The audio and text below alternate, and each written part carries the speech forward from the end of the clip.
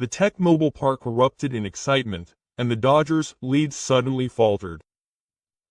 And the nightmare continued. The worst-case scenario of the team scoring second and being overtaken by just one hit became a reality. Trio on the mound endured desperately, and in the confrontation with Kuro, he played a death game that was 10th grade. As the entire stadium watched with bated breath, Atsuhito finally handled a sharp liner head-on and finally got the chance. It was truly a play for a god. This series of attacks and defenses was a moment that once again exposed the instability of the Dodgers' bullpen, and it was a major turning point for the team with the postseason just around the corner. Fans, players, and the manager himself were forced to acknowledge the fragility lurking behind the victory. Break and the team's instability have finally become the target of the team's attention, even in the commentary booth on national television. He has 0 wins and 5 losses in his last 7 games. His era is a nightmare 15.19. He was once a reliable bullpen that he had fixed, but now he is no longer there. Legendary Red Sox hitter David Ortiz was vocal on the hockey show after the game. Ortiz declared that walking a batter who had started the inning early was suicidal. He emphasized how a first inning hit by a pitcher like Terry could put the entire team in jeopardy. To him, it wasn't just a mistake, it was a high-profile blunder that destroyed the momentum of the game. And the going got tough. The moment manager Roberts sent Tanner Scott to the mound in the 9th inning, Ortiz reportedly shouted at the TV, "I know Roberts, stop it already." Those words seemed to express the frustration felt by fans and commentators alike. In closing, Ortiz delivered a powerful message of encouragement for the postseason. If the Dodgers were to use Terry or Scott in crucial situations late in the playoffs again, they would be giving away their own victory. Those words rang as a heavy warning for the team's future. Many reporters and fans could not hide their surprise when Shohei Ohtani's name was written again in the Dodgers' starting lineup for Game 1 of the series against the Mariners. The team had already clinched the championship in the previous game, and players like Mookie Betts and Freeman had been given their due. Ohtani was the only exception. While it is common sense to conserve the mainstay of a team in the final game of the season, this decision was a consolation prize. Later, manager Roberts revealed the circumstances. "I asked him directly if he needed a paycheck. He replied that it was the manager's job to decide." This one word clearly showed that Ohtani prioritizes the team's struggles over individual records. In fact, he still has a chance of making a comeback in the home run battle. Even so, the fact that he did not want to rest is nothing more than a strong demonstration of his dedication to victory.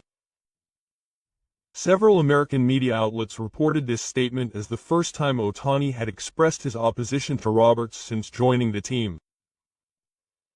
However, it has been interpreted that the reason behind this was not a sense of discord, but rather a dedication to the team.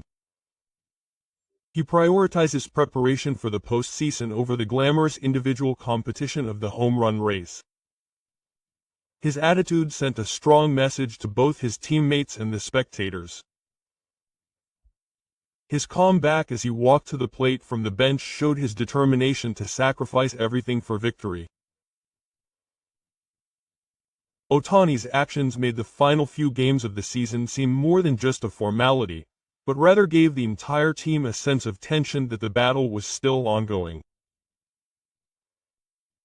After the game, Freddie Freeman spoke frankly to reporters.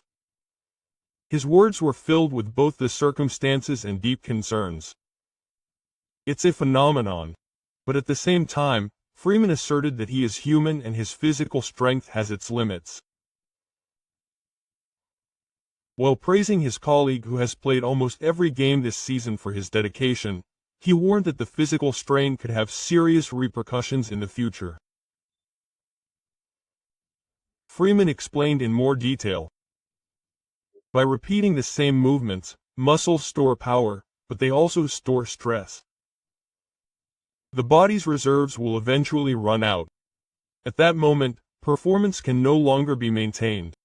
His analysis was a realistic perspective backed by his first-hand experience as a teammate and many years of experience. Freeman also spoke about the magnitude of Ohtani's influence. Many fans come to see Ohtani every game simply because they want to see him. He said the stands are always full because of him, emphasizing his star presence. At the same time, he acknowledged that this can create mixed feelings for other players, but he didn't deny it. Finally, Freeman didn't hide his dissatisfaction with manager Roberts. From an outside perspective, he should be getting paid. "I'm not happy with that decision," he said. His desire to protect his romantically involved colleague led to sharp criticism of the manager. The ninth inning was another nightmare, as manager Dave Roberts made the bold decision to send Tanner Scott to the mound. Scott, who had just finished training with the minor leagues, was clearly unstable and quickly created a terrible situation with the bases loaded and 2 outs. The home crowd erupted into laughter, and the Dodger fans gasped. The air in the stands was tense to the point of bursting, and everyone felt their hearts tighten as if everything was going to fall apart in this first-class game. But Scott showed his determination in that predicament. He threw a sharp, sinking slider to the final batter, Suarez. The swing swung and missed, resulting in a strikeout. With the game over, the Dodgers managed to hold on to a 3-2 victory. However, rather than praising this tightrope-walking victory, the American media erupted with criticism, questioning whether Scott, who had strongly questioned Roberts' decision, had been promoted to the roster for the Clayton Kerr Award. Was it worth sacrificing the presence of a legend who had supported the team for many years? After the game, Mookie Betts chose his words carefully. He had nothing to say. He wasn't happy, but he had to respect the manager's decision. His comments were short and matter-of-fact, but they left a painful aftertaste among reporters as they symbolized the dissatisfaction and confusion that was spreading throughout the team. In the post-game press conference, Clayton Kerr was more outspoken than ever. He recalled the moment he received an urgent phone call from manager Roberts, saying he initially declined. He began by saying he wanted to prioritize spending time with his family. But then Shohei Ohtani appeared on the other end of the line. Ohtani told him that he had stayed late into the night for a team tactical meeting. He confessed that he was so moved by Ohtani's attitude that he decided to return to show his side of the story. His voice was filled with absolute trust and respect for Ohtani. But he felt his decision had been cruelly betrayed. "I put my family aside and tried to put my body on the line for the team again. And yet the manager's policies changed in an instant," Kerr spat with a bitter expression. Finally, he clasped his hands together. "If the manager is going to go back on his word so easily, what was the point of my sacrifice?"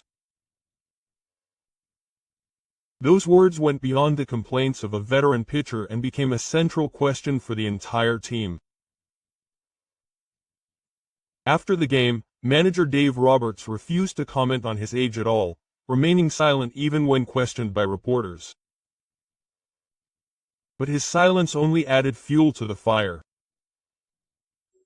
David Ortiz's relentless criticism, Fred and Freeman's calm concerns, Mookie Betts' kind words, and the Clayton Kerr Award nomination.